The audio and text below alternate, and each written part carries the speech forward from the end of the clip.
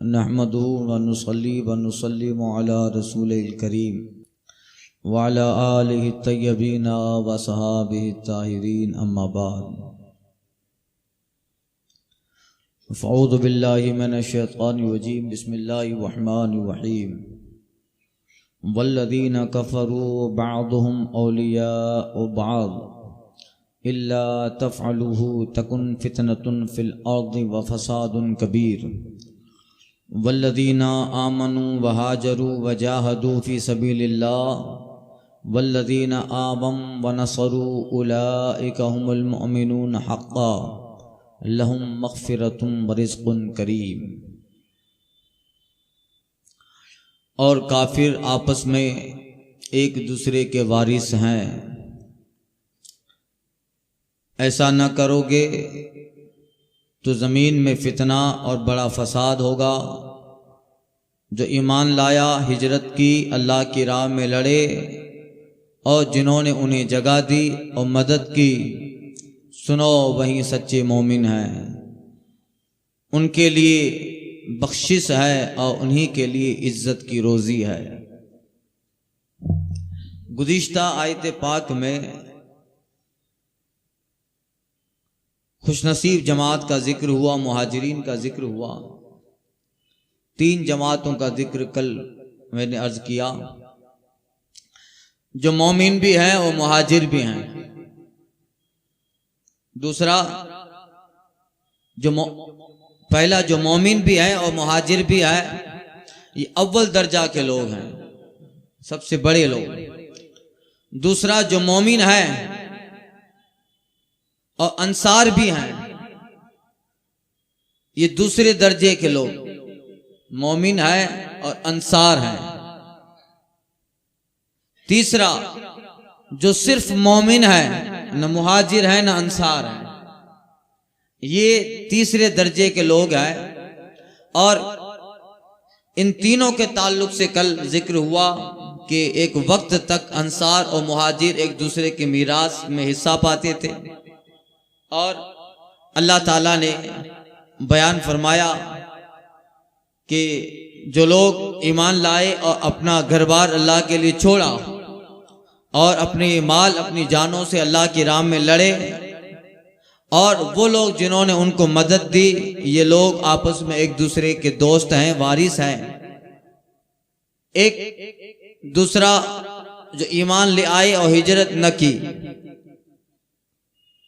और तीसरा जो मोमिन भी है, मोमिन है मगर न अंसार है न मुहाजिर है। ये सब खुश नसीब हैं। दर्जात इनके अलग अलग है मगर सब दायरा ईमान में है। और जिन्होंने हिजरत नहीं की वो भी सहाबा हैं, वो भी मोमिन हैं, मगर दर्जे हैं। अब चीजों को परखने के लिए जब तक उसकी शय मुखालिफ को न बयान किया जाए, उसकी अहमियत समझ में नहीं आती। जब हमारे दिमाग में काले का तस्वुर नहीं होगा तो फिर सफेद की अहमियत नहीं आए। जब तक रात को नहीं देखा है, दिन के उजाले से लुत्फ नहीं लेगा। अरबी में कहावत है, ततबय्यनल अशियाउ बिअज़्ज़ादिहा, चीजें अपनी जिद से पहचानी जाती है और उससे उसकी अहमियत का अंदाजा होता है। जब कोई बुराई ना हो तो अच्छे की अहमियत नहीं रहेगी। अल्लामा सादी ने कहा है। इसी तरह किसी को समझाने के लिए उसकी मुखालिफ चीज का भी जिक्र किया जाए तो उसका दर्जा दिमाग में सही बैठ जाता है। और ये अल्लाह ताला की आदत करीमा है। कुरान मजीद में जिस चीज को अल्लाह जिक्र करता है, आगे या पीछे उस मुखालिफ शय का भी जिक्र होता है। जब मूसा का जिक्र किया तो फिरौन का भी जिक्र हुआ। जब जनाब इब्राहिम का जिक्र किया तो नमरूद का भी जिक्र किया गया। जब हजरत उज़ैर अलैहिस्सलाम का जिक्र किया तो बख्त व नस्र का भी जिक्र किया। तो ये चीजें हैं। गुज़िश्ता बयान में हजरत दाऊद अलैहिस्सलाम का मैंने जिक्र किया, जालूत का भी जिक्र हुआ। चीजें जिद से पहचानी जाती है और उसके मुखालिफ चीज जब होती है तो उस चीज की अहमियत बढ़ जाती है। अल्लामा सादी कहते हैं, गरहमा शबा शब कद्र बूदे, शब कद्र बेकद्र बूदे। अगर सारी रातें शब कद्र हो जाए तो भी शब कद्र बेकद्र हो जाए। सब रात अगर शब कद्र हो तो भी शब कद्र बेकद्र हो। इसलिए दूसरी रातें नॉर्मल है, मगर एक शब कद्र, इन रातों को देखो जिसमें इबादत जितनी है उतना सवाब है, और शब कद्र में 500 साल 700 साल अलग अलग रिवायतें हैं। हमा संगा लाल बूदे लाल बेलाल बूदे। अगर सारे पत्थर संगे लाल होते तो फिर जो लाल है वो बेलाल होता, वो बेलाल हो जाता। अब देखिए, खुश नसीब जमातों का जिक्र हुआ, मुहाजिरीन का, अंसार का, अब बदनसीबों का जिक्र हो रहा है।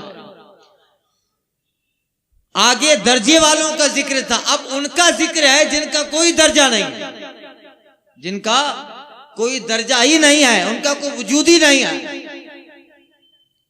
वल्लदीन कफरू, और वो जो आपस में, वो जो काफिर हैं वो आपस में एक दूसरे के वारिस हैं। औलिया और बा, पीछे गुजरा मोमिन मोमिन का वारिस है, अब बताया जा रहा है काफिर काफिर का वारिस है। मोमिन का वारिस काफिर नहीं हो सकता, काफिर का वारिस मोमिन नहीं है, मोमिन मोमिन का वारिस है। वल्लदीन कफरू बाज़ुम औलिया व बाज़, और काफिर आपस में एक दूसरे के वारिस हैं। अब देखिए, कुफार और मुशरिकीन के ताल्लुक से इसकी तफसीर में जो बताया गया, अब्दुल्ला बिन अब्बास की तफसीर है। अल्लाह ये बता रहा है, ऐ मुसलमानों, तुम्हारे अजीज, तुम्हारे अकारिब, तुम्हारे दोस्त, तुम्हारे रिश्तेदार, चाहे उनसे तुम्हारा कितना ही करीबी ताल्लुक हो, अगर ईमान नहीं लाए वो लोग और काफिर रहे तो फिर न वो तुम्हारे वारिस है न तुम उनके वारिस हो। कल के तफसीर मज किया, बल्कि कोई काफिर मोमिन का, मोमिन काफिर का वारिस नहीं। औलिया व बाग, हाँ, काफिर आपस में एक दूसरे के वारिस हैं दुनियावी एतबार से। दुनिया में, आखिरत में तो एक काफिर भी दूसरे काफिर से घबराए, एक काफिर दूसरे काफिर से घबराएगा और अज़ाबे जहन्नम में जब डाला जाएगा। इसलिए एक हदीस में आया है मिशकात में कि अल्लाह ताला जब काफिरों को अज़ाब भी देगा तो इस तरह देगा कि उनके सबके दर्जे होंगे। हर काफिर ये समझ रहा होगा कि मेरे सिवा कोई जहन्नम में नहीं है, मैं अकेला ही रह गया हूं। ये मिशकात की हदीस है। वो तन्हा होंगे, हालांकि सारे होंगे, मगर हर एक के लिए एक अलग अलग दर्जा होगा। जो जितना ज्यादा कुफ्र में हद दर्जा में था, उसे ऐसा अजाब होगा कि उसके करीब में कोई ना होगा, और जहां वो अजाब पा रहा होगा वो ये तस्वुर करेगा कि मैं अकेला ही रह गया, बाकी सब बख्श दिए गए। ये एहसास बड़ा खतरनाक होता है, ये एहसास बड़ा खतरनाक होता है। अगर समंदर के किनारे किसी का मकान हो और उसी मकान को आग लग जाए तो आदमी बड़ा तकलीफ में आता है। समंदर के किनारे था और आग लग गई मकान में, मगर उस जलने के साथ साथ एक नहीं, पूरी अगर आबादी जल जाए तो फिर तकलीफ में थोड़ा एहसास कम होता है कि हाँ, तकलीफ जो आई है अकेला मैं ही नहीं हूं, सब पे आई है, तो थोड़ा दिल बंध जाता है। ये नेचुरल है, साइंस है, और ये चीजें हैं। अब कुफार आपस में एक दूसरे के वारिस हैं। ऐ मुसलमानों, ईमान वालों से कहा जा रहा है, तुम्हारे आपस में कितने ही इख्तलाफात हों, कुफार के आपस में कितने ही इख्तलाफात हों, वो आपस में झगड़े, मगर जब तुम्हारे मुकाबले में आएंगे तो सब एक हैं, सब दोस्त हैं, सब एक दूसरे के मुआविन और मददगार हैं। अगर तुम्हारे मुकाबले में आ गए, इसलिए ऐ लोगों, हमने अहकाम बयान कर दिए, अगर इनसे दोस्ती की और इनके करीब हो गए, इल्ला तफलऊ तकुन फितरतुन फिल अर्द व फसादुन करीब, कबीर अगर इनके करीब हुए और इनसे ज्यादा ताल्लुक रखे तो याद रखो जमीन में बहुत बड़ा फसाद होगा और जमीन में बहुत बड़ा फितना होगा। इसलिए इनका काम अलग है, तुम्हारा काम अलग है, ये कभी तुम्हारे नहीं हो सकते।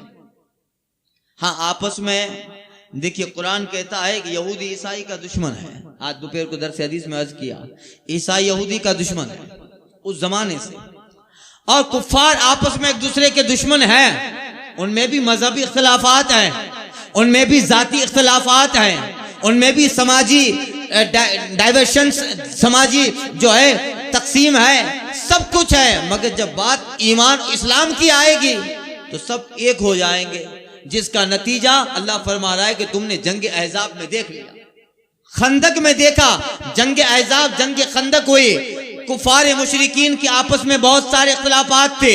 मदीना के करीब रहने वाले यहूद और ईसाई, उनकी जमानों सदियों से जंगे हैं। मगर हुआ क्या, मदीना के यहूद निकले, एक तरफ कुफार मक्का को लिया, आसपास की आबादियों के मुशरिकीन को लिया, ईसाइयों को मिलाया, और सबका प्लान क्या था? सबका प्लान यही था कि हमारे आपस में इख्तिलाफात अपनी जगह, मगर मदीना पर जो मुसलमानों ने कब्जा किया है, पहले हम साथ मिलकर इन्हें दुनिया से निस्तो नाबूद कर दें, फिर हम अपना मामला सुलझाएंगे। नतीजा क्या हुआ? जंग अहज़ाब के खाके और जंगे खंदक को पढ़ो, सब लोग ईसाई, यहूदी, मुशरिक और जो है कुफार मक्का सब मिलकर मदीना के चारों तरफ इस्लाम को मिटाने आ गए। ये आपस में एक दूसरे के दोस्त हैं, मगर मुसलमान के कभी भी दोस्त नहीं हो सकते। जब बात आएगी और सब, आज हम लोग पहले जब ये सारे बयान करते थे तो लोग दक़यानुसी कहते थे। आज हालात में कहीं कहीं आप सोशल मीडिया पे देखते होंगे, अल्लाह ताला ने जो बयान किया है वो आज न समझ में आए, 10, 50, 25 साल, 100 साल के बाद वो जरूर समझ में आएगा।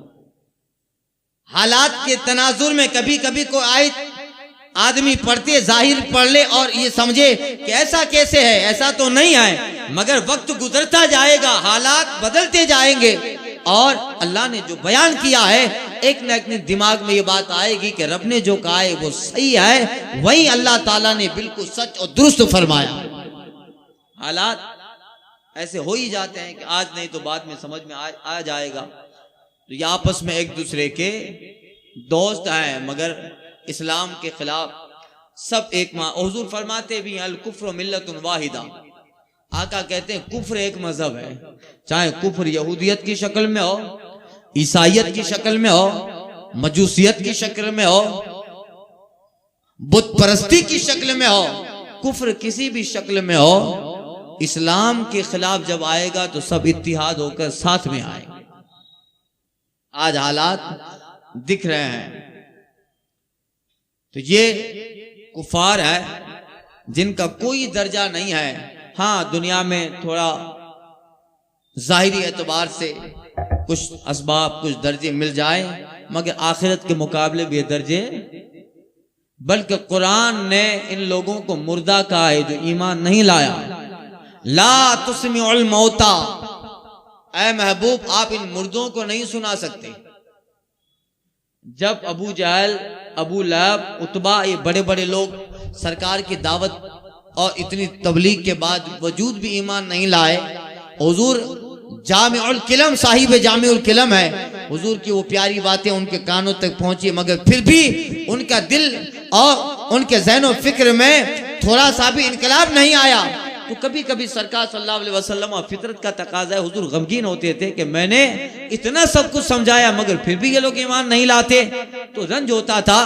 आका को तसल्ली देने के लिए अल्लाह ने फरमाया इन्नका ला तुस्मिउल मौता, महबूब आपकी बात तो जिंदा समझता है, ये तो चलते फिरते मुर्दा है, ये चलते फिरते मुर्दा है। इन्नका ला तुस्मिउल मौता, आप मुर्दे को नहीं समझा सकते, चलते फिरते मुर्दा है।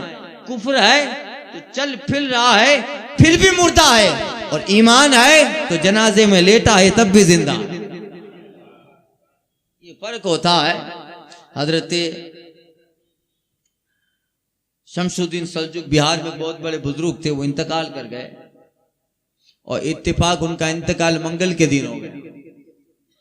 मंगल के दिन जब विसाल फरमा गए, जनाजा लेकर जब लोग गुजरे तो काफिरा औरत का, मुशरिका का मकान था। किसका जनाजा है? कि हमारे यहाँ के जो बहुत बड़े बुजुर्ग थे हजरत शमसुद्दीन रहमतुल्लाह ताला अलैह, उनका विसाल हो गया। तो वो औरत अपने गालों पे तमाचा मारने लगी।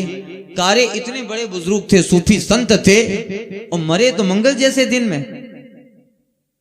यानी उनको जुमेरात को मरना चाहिए था, शबे कद्र, शबे बरा, रमजान, जुमा जैसी शख्सियत है, दिन भी वैसा होता मौत का। इतने बड़े वली और इंतकाल किए। तो आज भी लोग मंगल के दिन को डिसलाइक समझते हैं। मंगल का दिन, बुध का दिन लोग कहते हैं कि इसमें कारोबार शुरू न करो, दुकान का ओपनिंग न करो। ये सब तवहुम परस्तियां हैं, ये तवहुम परस्तियां हैं। इस्लाम में ऐसा नहीं है। ईमान सलामत है तो ज़क्किरुम बिअय्यामिल्लाह की तफसीर पढ़ो। मोमिन के लिए सारे दिन बराबर है, सारे दिन बराबर है। उसका ईमान उसके साथ है तो उसका हर लम्हा नेकी है, इबादत है, बेहतर है। तो उसने कहते तो कह दिया, इतने बड़े वली और आज के दिन इंतकाल कर गए। अब हजरत जो जनाजे में लेटे हैं वो तो सिर्फ लेटे ही हैं, वफात पाए हैं। अब बेजान बेहिस तो नहीं हुए, बेखबर तो ना हुए, अब वो लेटे ही हैं। अल्लाह वालों की मौत तो ऐसे ही होती है कि एक कानून अल्लाह का पूरा होता है। हमारा अमीर में खाना बहुत होशियार साकी, निगाहें सो रही है, दिल बेदार साकी, ये होता है। हजरत जनाजे से खड़े हो गए और अपने मुरीदों से कहा नीचे उतारो। मुरीद देखते नीचे क्या होता है, डर के मारे जनाजा पटक दिया। भाई जनाजे में आदमी खड़ा हो जाए तो हजरत बाहर निकले जनाजे से और बुढ़िया से कहा, अच्छा तू चाहती है कि अल्लाह वाला मंगल को नहीं मरता, बता कब मरे? जब दोबारा कहेगी तब मरेंगे, बता कब मरे? अब वो तो डर गई, उसकी जबान गुंग हो गई, बोल नहीं। वो भी सोच रही थी मैंने बोल के बहुत बड़ा जो गुनाह कर लिया, पछता रही है, कुछ बोली नहीं। हजरत ने कहा जरा बोल कब मरे? तू जब कहती है अल्लाह वाला मंगल को नहीं मरता, जब तू बोलेगी तब दोबारा मरेंगे। बता शबे कद्र में मरे, शबे बारात में मरे, रमजान में मरे, कब मरे? उसको कप कपी तारी बोल नहीं रही है। हजरत ने अपने मुरीदों से कहा ठीक है चलो वापस चलो, आज मरना हमारा कैंसिल हुआ, हम जुमेरात को फिर मरेंगे, हम जुमेरात को फिर मरने वाले हैं, चलो ले चलो आज मरना, वापस चले। हजरत ने सतर छुपाई कफन के कपड़े से, जनाजा वापस हुआ। और बिहार में आसपास के इलाकों में आज भी बिहार में वो इलाका है, उसका नाम है जी उठली, उस इलाके का नाम है जी उठली। आज वो इलाका छोटा सा देहात है। खैर तो हजरत फिर जो है बुध मंगल का दिन था, बुध का दिन आया, जुमेरात। अब तो आसपास में खबर हो गई कि हजरत इंतकाल कर गए थे, वापस जिंदा हो गए। अल्लाह अल्लाह। तो अब वो कहा अब जुमेरात को फिर मरने वाले, तो लोग जमा हो गए। आए हजरत ने जुमेरात को असर की नमाज के लिए अपने हुजरे में तशरीफ ले गए। ले जाते वक्त तशरीफ ले जाते वक्त आपने अपने मुरीदों से कहा हम जा रहे हैं, असर की नमाज पढ़ेंगे, आखिरी सजदा करेंगे, सजदे में हमारी रूह निकलेगी, हम खुद रूह निकलने के बाद गुस्ल करेंगे, हम खुद कफन पहनेंगे और हम तख्ते पे खुद लेट जाएंगे। तुम दरवाजे के बाहर इंतजार करना, जब नीचे से पानी आने लगे तो समझ लेना हम कफन पहन के तैयार हो गए। अल्लाह अल्लाह। अब हजरत ने वसीयत क्या हुई तो अल्लाह जाने, हजरत जाने कि हजरत ने जैसा कि उन्होंने फरमाया असर की नमाज पढ़ी होगी, आखिर सजदा किया। अब आखिरी सजदे में रूह निकली। अब हजरत ने कैसे गुस्ल किया, कैसे कफन पहना, ये हजरत जाने रब जाने, हजरत जाने और रब जाने। मुरीद बाहर इंतजार कर रहे हैं, देखा कि नीचे से पानी आने लगा, दरवाजा खोला, माशाअल्लाह हजरत कफन पहन के तख्ते पे लेटे हुए हैं, जनाजे में रखा। और बुढ़िया से हजरत ने कहा था इंतजार करना, जुमेरात को फिर गुजरेंगे। फिर गुजरे, बुढ़िया इंतजार कर रही है। और जैसे ही हजरत का जनाजा करीब गया, बुढ़िया अपने पूरे खानदान को लेकर करीब आई कि इन्हें बाद में दफन करो, पहले हमारा कुफ्र दफन कर दो, हमारी बुत परस्तियां दफन कर दो। और वो ईमान, उसका पूरा खानदान ईमान ले आया। क्या मतलब? अगर ईमान है और अल्लाह उसके रसूल की मोहब्बत, अकीदा, ये सारी चीजें सलामत हैं तो जनाजे में लेटने वाला भी जिंदा है। मुफ्ती आजम सरकार को गुस्ल दिया जा रहा है, किसी साहब की बेहतियाती की वजह से उंगली लुंगी में लग गई और सरकार का मुफ्ती आजम हिंद की सतर खुल गई। लोगों ने देखा हजरत तख्ते पे लेटे, गुस्ल की तैयारियां हैं, हजरत ने हाथ बढ़ा के सतर को छुपा लिया। जिंदा वली थे, सतर छुपा ली और जो है बता दिया कि जो अल्लाह उसके रसूल की मोहब्बत में जाते हैं वो जिंदा होते हैं। खुले हैं दीदे उशा ख्वाब मर्ग में भी, खुद मुफ्ती आजम ने वो अपना ही नक्शा पेश किया था। खुले हैं दीदे उशा ख्वाब मर्ग में भी, उस निगार का है इंतजार आंखों में, पिया है जो जामे मोहब्बत आपने नूरी, हमेशा उसका रहेगा खुमार आंखों में। ये होता है ईमान, बहुत बड़ी चीज है। अब इन्हें कहा गया कि ये मुर्दा है, इन्नका ला तुस्मिउल मौता, महबूब आप मुर्दों को नहीं समझा सकते। तो ये इनका कुफार का जिक्र हुआ जिनका कोई दर्जा ही नहीं है। दुनिया में थोड़ा बहुत दर्जा हो मगर आखिरत के मुकाबले में वो कोई हैसियत नहीं आए, आखिरत में इनके लिए कोई दर्जा नहीं आए। अल्लाह फरमाता है वला, कुरान मजीद में रब फरमाया और हम इनका कयामत के दिन वजन भी नहीं करेंगे। अल्लाह फरमाता है कयामत के दिन इनके वजन आमाल वजन भी नहीं किए जाएंगे। वजन उसका होगा जिसके दोनों तरफ कुछ हो ना हो, मगर यहां तो कुफरी कुफरे, एक पल्ले में कुछ है ही नहीं, तो वजन का सवाल कहां। हम नहीं लगे ला नदउल मीजान, हम उस वक्त मीजान इनके लिए कायम नहीं करेंगे। ये उनका जिक्र है जिनके कोई दर्जे नहीं है। अब दर्जे वालों का जिक्र सुनो, वल्लदीन आमनू वहाजरू वजाहदू फी सबीलिल्लाह, हाँ वो लोग जो ईमान ले आए और जिन्होंने हिजरत की, अल्लाह की राह में लड़े, और जिन्होंने वल्लदीन आवाऊ, और जिन्होंने उन हिजरत करने वालों को मदीना में जगह दी, व नसरू उनकी मदद की, उलाइका हुमुल मोमिनून हक्का, ये दोनों जमातें ही सच्चे मोमिन हैं, यही दर्जे वाले हैं, हकीकत में यही ईमान वाले, उमुल मोमिनूना हक्का, तहकीक हकीकत में यकीनन यही लोग दर्जे वाले हैं। तहकीक के साथ अल्लाह ने फरमाया इन्हीं का दर्जा है, इन्हीं का दर्जा है, यहां पर भी वहां पर भी। और इनका दर्जा क्या है? अल्लाह फरमाते हैं लहुम मग़फ़िरतुम व रिज़्क़ुन करीम, अल्लाह की जानिब से इनके लिए बेपनाह बख्शीशें हैं और खुदा की बारगाह में इज्जत वाला रिज्क इन्हीं के लिए है। रिज़्क़ुन करीम, इज्जत की रोजी है इन लोगों के लिए, इसलिए के दर्जे वाले हैं। वल्लदीना आमनू मिन बाद वहाजरू वजाहदू माकुम, और जो बाद को ईमान ले आए और हिजरत की, ये तो वो थे जिन्होंने पहली मर्तबा हिजरत की, एक वो लोग भी थे जिन्होंने बाद को हिजरत की थी। सुनिए आयत सुनिए फिर बताता हूं। वल्लदीन आमनू मिन बाद वहाजरू वजाहदू माकुम, और जो बाद को ईमान ले आए और हिजरत की और तुम्हारे साथ जिहाद किया, वो भी तुम ही में से हैं। उलाइका मिनकुम व उलुल अरहाम, और रिश्ते वाले एक दूसरे से ज्यादा नजदीक हैं। बादुम औला भी बाद फी किताबिल्लाह, अल्लाह की किताब में, इन अल्लाह बिकुल्लि शैइन अलीम, बेशक अल्लाह सब कुछ जानता है। अब इन आयत, पिछली आयत में मुहाजिरीन अव्वलीन का अंसार के फजाइल जिक्र हुए। अब यहां बताया जा रहा है कि मुहाजिर जो सहाबा हैं जिन्होंने हिजरत की, उनके दर्जे, उनके तबके हैं। तबके किस तरह से? बाद मुहाजिरीन अव्वलीन, हुजूर मदीना तैयबा तशरीफ ले गए तो हुजूर के पीछे ये भी तशरीफ ले गए, ये अव्वलीन मुहाजिर। बाद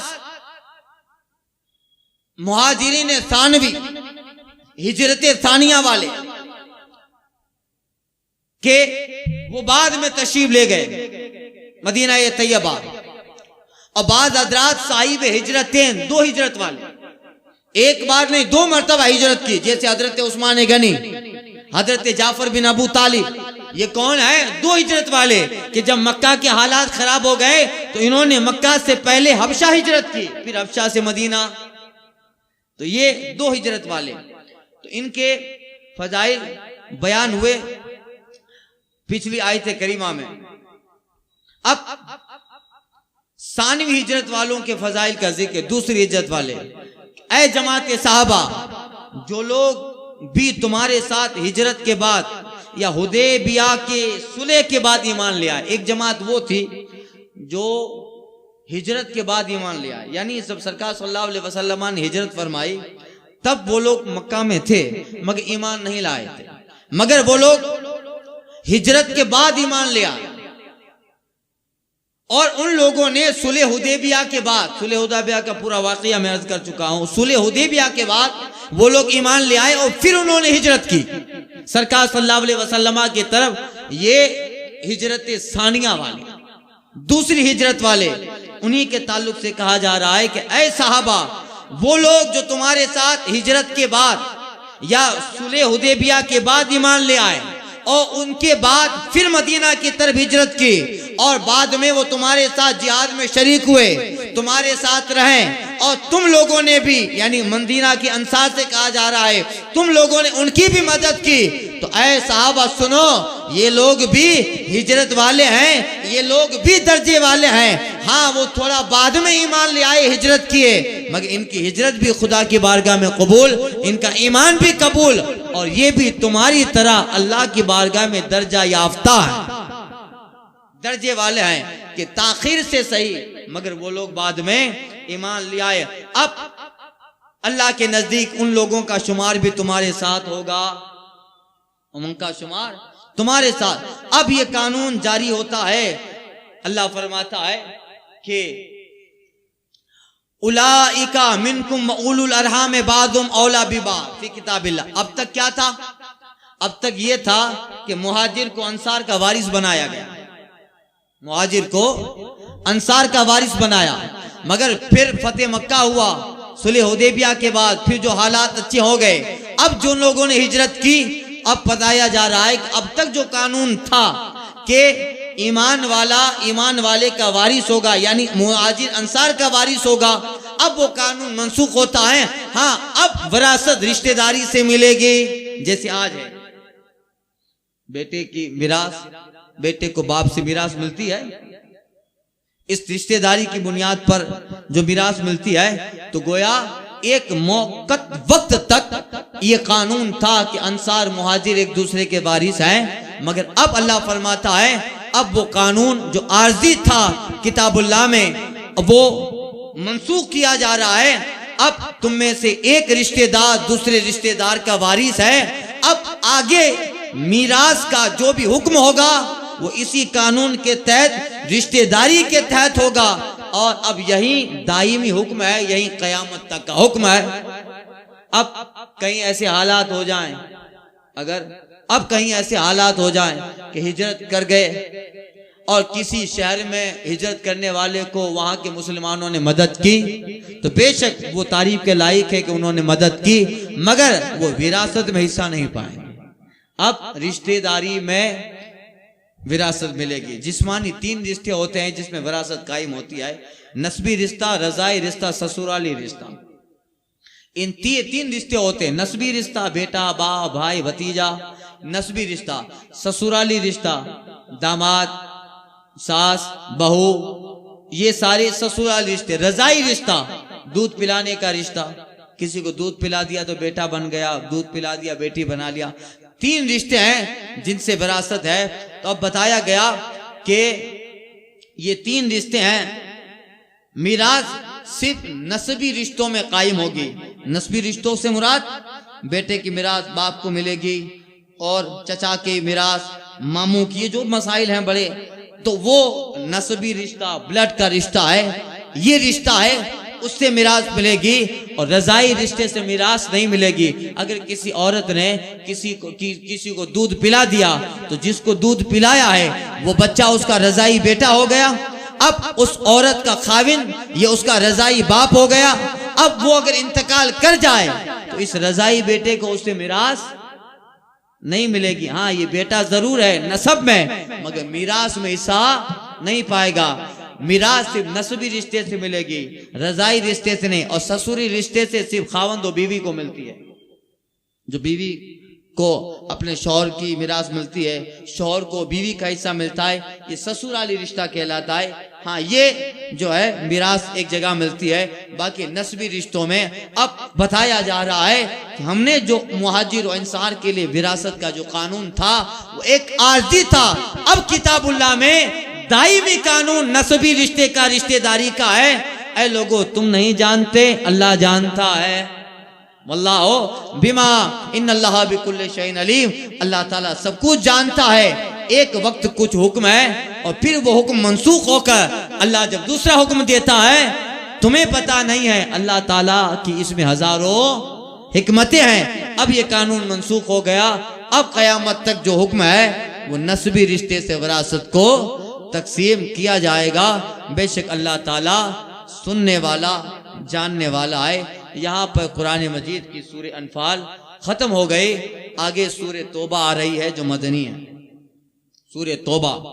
और कुरान मजीद में सूरह तौबा एक ऐसी तौबा है, ऐसी सूरा है जिस सूरा में बिस्मिल्लाह शरीफ नहीं लिखा। शुरू में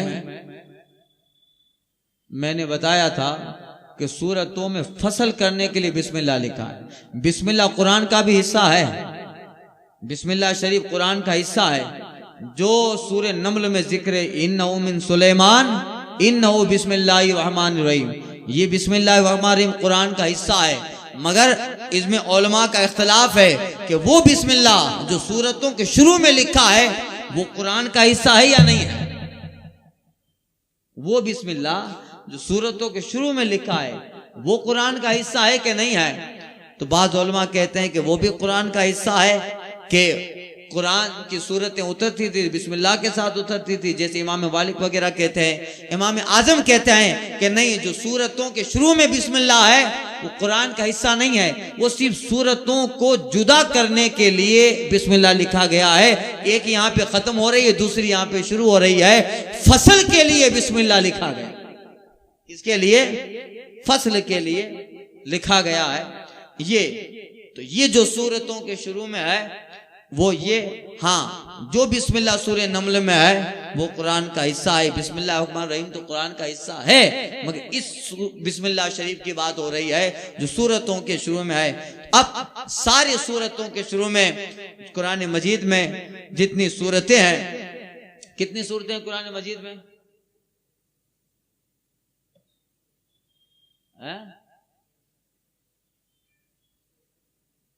बोलो। हाँ, कितनी सूरतें हैं? इतना तो याद रहना चाहिए यार। और 6666 आयतें हैं। कितनी? और फिर मंजिलें हैं, रुकू हैं। अगर आपको याद होगा तो मैं पहले अर्ज कर चुका हूं कि रुकू कुरान में क्यों लगाए गए, मंजिलों क्यों लगाई गई। इंशाल्लाह फिर भी मैं रिपीट कर दूंगा कल। तो सूरह तौबा के शुरू में जो बिस्मिल्लाह नहीं है, इसमें बहुत बड़ी बहस है। और हजरत उस्मान गनी रजी अल्लाह ताला अन्हु ने खुद कहा था कि इस सूरत के शुरू में बिस्मिल्लाह मत लिखो, इसलिए इसको जो मुसहफ उस्मानी, ये जो हम लोग कुरान शरीफ जो पढ़ते हैं उसको मुसहफ उस्मानी कहा जाता है। इस क़िरात को, इसमें सूरह तौबा के शुरू में बिस्मिल्लाह नहीं है। एक लंबी डिटेल इंशाअल्लाह ताला आइंदा के दर्स में अर्ज कर रहा हूँ।